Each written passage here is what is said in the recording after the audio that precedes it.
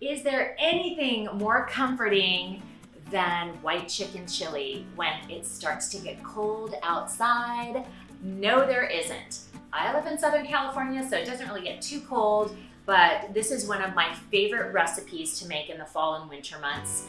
Almost all of my friends have now copied it. They all love it. I get phone calls, hey, can you come to our party? Oh, and can you make a batch of your white chicken chili? Yes, I can, and yes, I do. And so this is one of the most popular things that I make. It can feed a bunch of people, and all you really need for a full meal is my white chicken chili, which I'm about to show you, and some cornbread, and if you want to throw salad on the side, then you're done. Now, this is easy to do. The only kind of tough part is gathering all the ingredients, because we do have a lot of ingredients for this particular recipe. But once you get everything together and kind of prep everything and cut everything, it's really easy. I am going to begin with a disclaimer. Yes, I am Tipsy Chef, and this is Cupcake. But today, I am not going to be drinking wine until after I cut all of my vegetables and all of my food. So my glass of Chardonnay right here is gonna stay right here until after I use my knives. Right? I mean, come on. Don't wanna be anywhere around knives when you're drinking. So, I'm gonna put down Cupcake, I'm gonna wash my hands, and then I'm gonna tell you how to make my very famous Lisa G's white chicken chili. So the inspiration for my white chicken chili came from a place called the Dove's Nest Restaurant in Waxahachie, Texas. And it was at the time, I guess I visited there about 15 or 20 years ago. It was one of the best bowls of chili I've ever had in my life. They call it their white chicken chili. I have now taken that recipe and changed it and modified it quite a bit, but still I use the basis of their recipe and then I made changes on mine. Again, we've got a lot of ingredients, so the first thing I'm gonna do is introduce you to all the ingredients you're gonna need to buy for this recipe. You're gonna need the basics, like olive oil and salt and pepper. You're gonna need 1 white onion chopped. So you can either get an onion or just get it pre-chopped like I do, because I'm a little bit lazy like that. You're gonna need chicken broth, minced garlic. You are gonna need the following cans. Whole kernel corn, just a small can of corn. 2 14, let's say 15-ounce cans of diced tomatoes. I like to use the fire roasted because it gives it a little bit of extra zest. 3 cans of beans. Now in my case, I like both kidney beans and cannellini beans. So I usually use 2 cannellinis to 1 kidney bean. And that gives it some color, and I like the firmness of the kidney beans in the chili. A 7-ounce diced jalapenos, a 7-ounce or 4-ounce, depending on how you like your chili, how spicy you like it. Green chilies chopped. You need a lime, oregano, and cumin, and I'll tell you how much to use in just a minute. Most importantly, a roasted chicken. Now, if you only like white chicken, then only use the breast parts. I like some white and dark meat, although I do call it Lisa G's white chicken chili. I cheat a little bit and put some dark meat in there too, because it gives it a lot of richness and depth and flavor. So I use most of this chicken, but I'm going to take the skin off and I'm gonna chop this chicken. 6 tomatillos and cilantro. And that rounds out the ingredients that we're gonna need for the chili. So I'm gonna chop this stuff up. I'm going to open the cans. I'm going to prep my pot, so you're gonna need a big pot. As you can see over here, I've already got cornbread, because you're gonna wanna serve this with cornbread. It's amazing with cornbread if you put a little butter and honey on it. Oh my goodness gracious, so good. All right, so I'm gonna put some olive oil in here to start. But the first thing I'm gonna do is heat up my pot, and I'm gonna put it at about medium, and then I'm gonna add my oil to it. And in the meantime, I'm gonna start chopping my vegetables and opening the cans. And again, not touching my Chardonnay until I'm done with my knives. So for me, the most boring part of this is chopping up all the tomatillos. You got 6 tomatillos, you gotta chop it up. So that part's done, yay, that takes a long time. Now I'm gonna get to my chicken. And what I do first, once you get your whole chicken that's pre-roasted and you bring it home from the grocery store, you're gonna wanna strip off all the skin. And you're gonna pull off the chicken. So this is gonna take a few minutes. And then we'll get to combining everything into the pot, and I'll tell you what order you're gonna wanna put everything in. So we've been heating up the pot on medium. And the first thing I'm gonna do is put some olive oil into the pot, just a little bit. And then we're gonna let this heat for about 3 minutes. First thing we're gonna do is dump in our onion. So this is 1 chopped onion, and just dump that in. And we're gonna cook this for 3 minutes. We don't want it to get browned, so you don't wanna brown the onion, but you wanna make sure that it's heated through and that it's tender. So this will be 3 minutes. Okay, so we've been cooking the onions for 3 minutes. It's starting to smell really good. The next thing I'm gonna add is garlic. Now you can either add 3 garlic cloves if you want, or you can be lazy like me and just do minced garlic. Do a healthy amount in there. So we cook the garlic now with our onions for another 2 minutes. Guess what time it is? I'm done chopping. I'm done using anything sharp. It's time for a little Chardonnay, you know what I'm saying? All right, so we've got the onions going, we've got the garlic going. Next thing we're gonna add is those tomatillos, the 6 tomatillos that I chopped, that took a while. We're gonna wanna dump these in. Now tomatillos are really important in chili. It gives it a lot of zest and a lot of flavor, and it also gives it really great kind of a substancy thickness.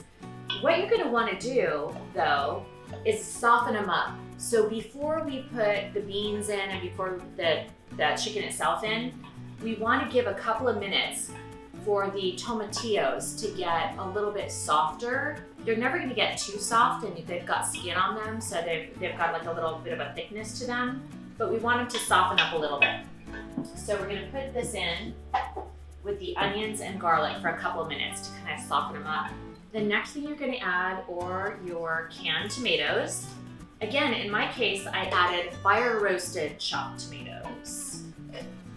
Gives it a lot of flavor, a little bit of richness. That fire roasted taste is really rich and flavorful. And we're gonna add our diced jalapeno. So now we've got our tomatoes, we've got our jalapeno, we've got our tomatillos, our onion, and our garlic. And again, we're just gonna continue to let the tomatillos soften up. A couple more minutes. You guys ready to add some spice? Yes, yes you are. We're going to put oregano and cumin, half a teaspoon of each. Put this in before we get to the chicken or the chicken stock or anything else. So sprinkle some oregano and cumin.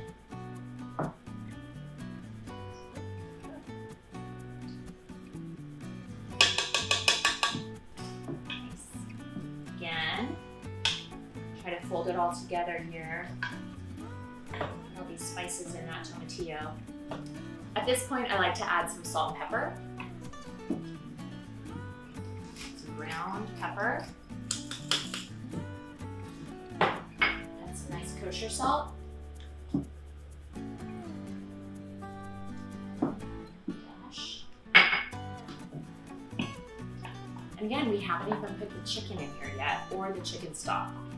So this is tomatillos, tomatoes, onions, some spices, and garlic.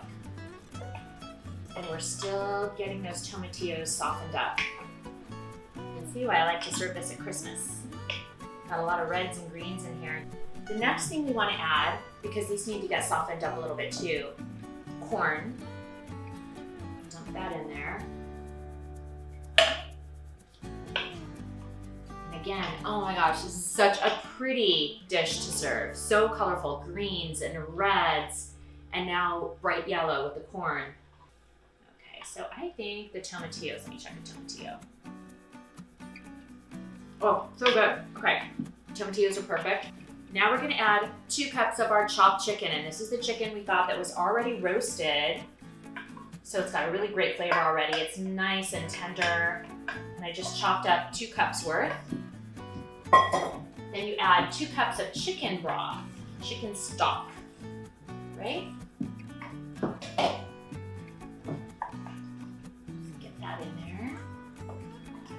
It's starting to look like something because we're gonna add our beans. And here we go. Okay, so in this case, as I mentioned, I got cannellini beans as well as kidney beans. Okay, go. And finally, we've got our chopped green chilies. Remember we got this, we're gonna add those now. And again, fold everything in together.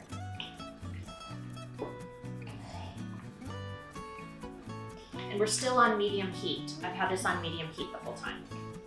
So this pot is getting full now.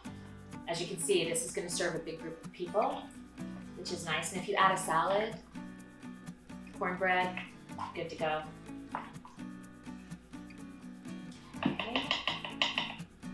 The last two ingredients are what you want to put on at the very end. So right before you serve, you want to put cilantro and lime.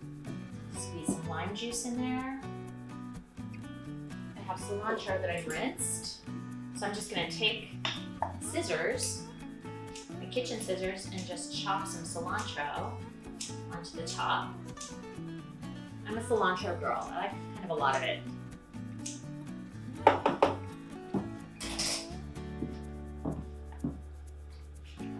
Now look at this. This is a beautiful chili.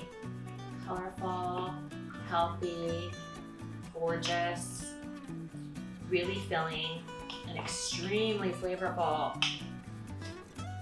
Okay, so as you go, keep tasting, see if you need more salt and pepper, more lime. It honestly doesn't need anything. It's just so good. Just let this simmer for a few more minutes and then you're ready to serve this. Wow, it tastes so good. Time to drink.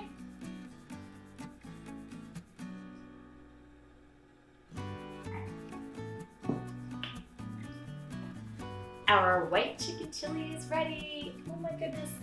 Every single person that I make this for loves it. Check it out. It's broth on there. It's really filling. So a little goes a long way. When you are done serving it up in the bowl, you can top it with some Monterey Jack cheese, some nice shredded cheese if you want to, and also some sour cream.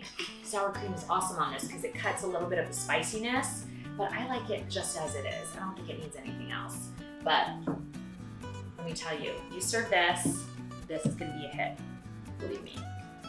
If you like what you see here from Tipsy Chef, make sure that you come back and subscribe to Lisa Guerrero TV. I will have plenty more recipes for you throughout the year.